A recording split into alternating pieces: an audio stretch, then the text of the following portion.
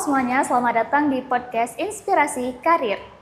Tempatnya kita obrolin masalah kampus yang seru tapi tetap bermanfaat. Nah, jadi di sini ada saya, Putri Aulanisa, yang akan menemani kalian beberapa saat ke depan. Jadi, untuk mahasiswa tingkat akhir atau semester tua, pasti udah nggak asing dengan istilah magang nih. Nah, jadi pasti ada yang excited mau magang dan ada juga yang bingung nih harus apa. Misal kayak aku harus ngapain ya, aku harus kemana, atau apa aja yang harus dilakukan saat magang. Daripada kalian bingung, mending kita bakal bahas ini dengan narasumber kita, yaitu ada Abang Ibda. Boleh Bang perkenalkan dulu? Ya, perkenalkan nama saya Ibda Dwi Tamadeski, saya mahasiswa Politeknik Negeri Lok Sumawe, berjurusan Teknologi Informasi dan Komputer, dan prodi aku di Teknologi Rekayasa Multimedia. Oke, kita langsung masuk ke pembahasannya dan kita bakal membagi 3 segmen, yaitu sebelum magang, pas magang, dan yang terakhir setelah magang.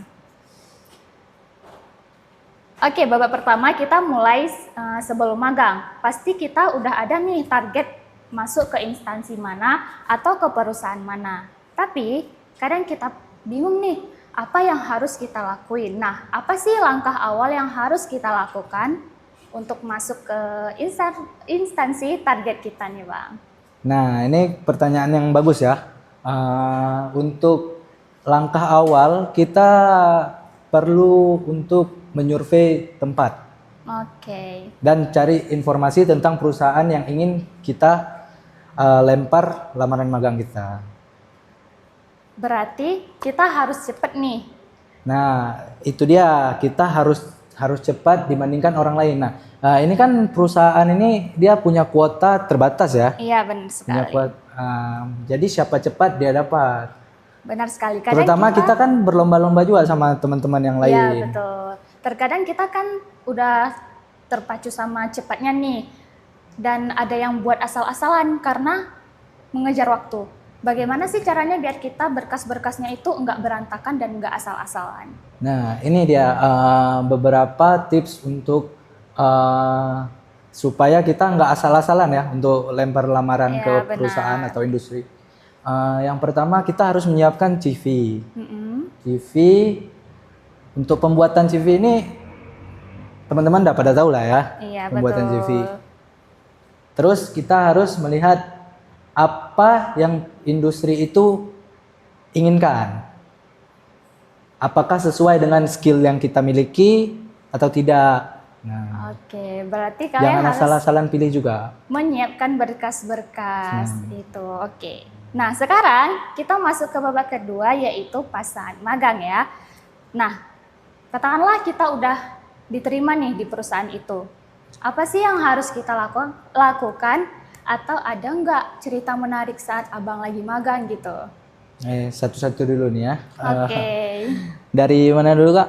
Dari ini, cerita menarik saat magang. Atau apa sih yang pertama yang harus dilakukan saat magang setelah diterima? Kebetulan aku magang di TV lokal ya di Kota Banda Aceh. Untuk tugas aku pertama kali itu aku belajar untuk ngedit berita. Karena ini TV lokalnya siaran utamanya itu berita. Berita news dari se-Aceh lah. Oke, jadi kan pasti seru ya nih.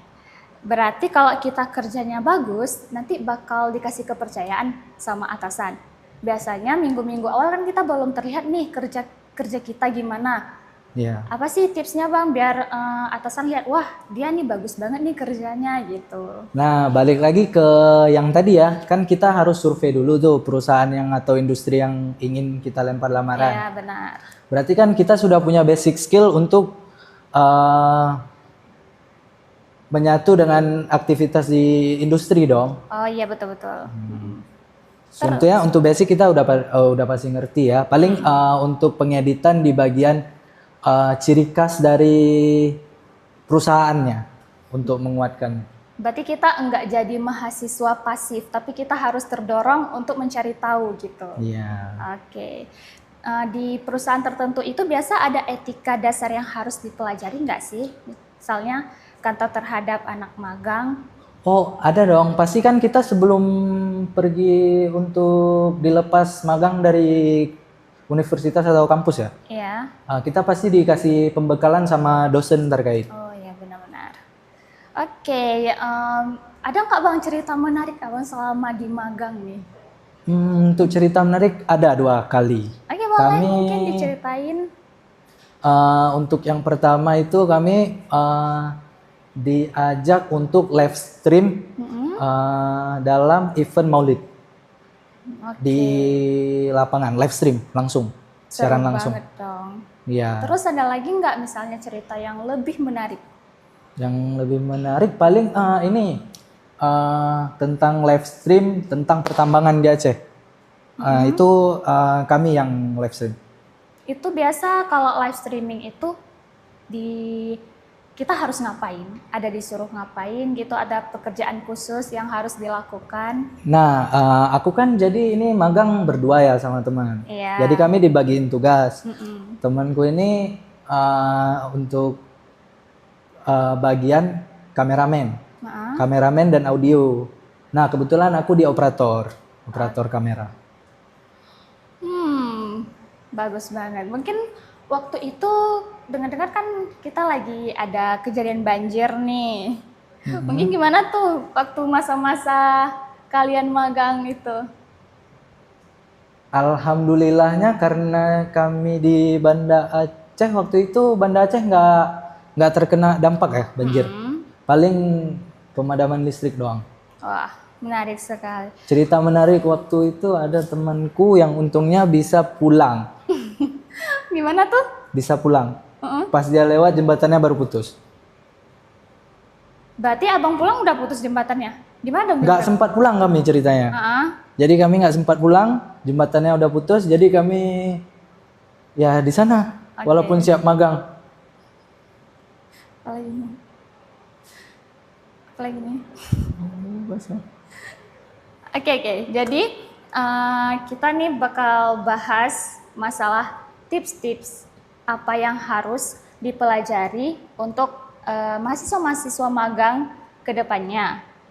Misalnya, apa sih yang harus dilakukan dan tidak dilakukan di tempat magang saat melaksanakan magang tersebut? Di waktu kita melaksanakan magang ya. Yang pertama itu etika ya, itu etika perlu. Adab perlu.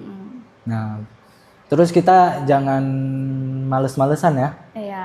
Kalau bisa kita ngulik atau ngembangin skill kita lagi di situ. Karena kita kan pasti dapat kesempatan. Gak semua orang mungkin diterima di tempat kita lempar lamaran magang itu. Jadi jangan menyia-nyiakan kesempatan lah. Nah, berarti kalian bisa ngambil pengalaman nih dari pengalaman-pengalaman abang kalian sebelumnya. Oke, luar biasa tips magang yang sangat mencerahkan ya untuk adik-adik yang bakal magang ke depannya. Nah, sekarang kita masuk ke babak ketiga yaitu setelah magang. Di kampus kita setelah selesai magang itu wajib membuat laporan. Tapi yang sering terjadi banyak mahasiswa yang baru mulai bikin laporan setelah magangnya beneran sudah selesai. Nah, padahal sebenarnya laporan magang itu harusnya dicicilkan saat magang. Iya, itu sebenarnya emang harus dicicil. Kalau kalian emang nggak mau kecapean atau keteteran. Iya, betul. Harus dicicil. Jadi dicicilnya itu seminggu lah, seminggu. Misalnya kalian magang nih, seminggu. Udah seminggu kalian langsung bikin laporannya, dicicil. Nanti kan kita magang itu 6 bulan ya? Iya, benar. 6 bulan kan? Jadi setiap minggunya dicicil lah laporannya. Berarti tips dari... Gak apa-apa, nggak sehari sekali, minimal seminggu sekali, oke lah. Berarti itu dia tips dari Bang Ibda untuk masalah laporan magangnya. Karena kita bakal siap selesai magang ini, masih ada urusan yang lebih berat lagi daripada nyusun laporan. Benar juga. Kalau dicicil tiap hari pas magang selesai, pasti kita tinggal rapiin aja. Benar. Oh iya, tanpa perlu musing ingat-ingat masalah magang. Jadi kalian udah bisa ngurusin berkas-berkas yang harusnya diurusin setelah magang gitu. Benar? Nanti kalian pusing sendiri kalau nunda-nunda. Oke, mungkin di kalian ada ini selain laporan magang, ada masalah buat logbook gitu, isi logbook. Logbook Untuk ada. laporan harian. Itu gimana sih? Kebetulan kan kami itu logbooknya ada 2 ya. Ya. Yang pertama yang diketik manual, sama satu lagi dari web langsung ke input ke sistem kampus. Berarti ada logbook bisa juga mempermudahkan kita untuk menyicil laporan, untuk laporan. Benar. Laporan hariannya, benar? Oke, mantap sekali poin tentang nyicil laporan magang ini ya teman-teman. Nah, tamparan buat kita semua nih, jangan bermalas-malasan untuk menyicil laporan, jangan buat saat udah deadline. Nah, jadi tidak terasa sudah pembahasan kita lengkap perjalanan magang dari sebelum magang hingga setelah magang, yaitu membuat laporan. Sebagai penutup, boleh dong kasih satu kalimat pesan singkat buat teman-teman mahasiswa yang baru mempersiapkan magang ke depannya. Nah, untuk saran buat teman-teman yang mau mulai magang ya, kalian harus benar-benar survei tentang perusahaan yang kalian inginkan itu. Dan satu lagi Jangan buru-buru tapi jangan asal-asalan. Oke. Cepat-cepat dia dapat. Mantap sekali nih tips dari Bang Ibda untuk kalian. Nah, jadi nggak kerasa nih pembahasan kita udah di akhir. Terima kasih banyak untuk Bang Ibda atas waktu dan semua tipsnya yang sangat bermanfaat untuk kita semua, terutama bagi mahasiswa-mahasiswa yang ingin magang ke depannya. Sukses terus buat Abang Ibda ya. Terima kasih untuk tips-tipsnya. Canggung sekali. Oke teman-teman akademika, itu tadi obrolan seru kita seputaran magang. Semoga setelah mendengarkan episode ini, kalian enggak bingung lagi harus mempersiapkan apa saja untuk magang ke depannya. Nah, jadi pas dikerja kantor sampai beresin laporan kampusnya atau laporan magang untuk kampusnya. Saya Putri Aulianisa pamit undur diri, sampai jumpa di episode selanjutnya. Bye.